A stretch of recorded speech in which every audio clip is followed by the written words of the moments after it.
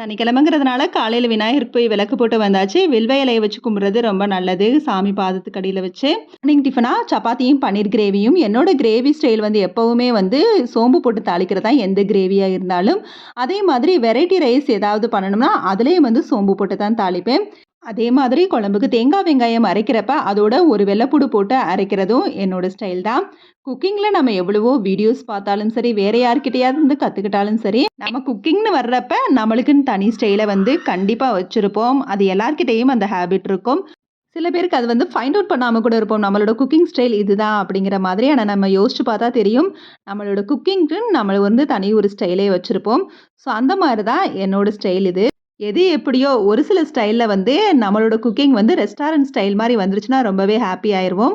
அந்த மாதிரி தான் இந்த பன்னீர் கிரேவி எனக்கு வந்து ரெஸ்டாரண்ட் டேஸ்ட்டில் அப்படியே இருக்கும். இந்த மாதிரி எல்லாரும் ஏதாவது ஒரு ரெசிபியில் குக்கிங் குயினாக கண்டிப்பாக இருப்போம்.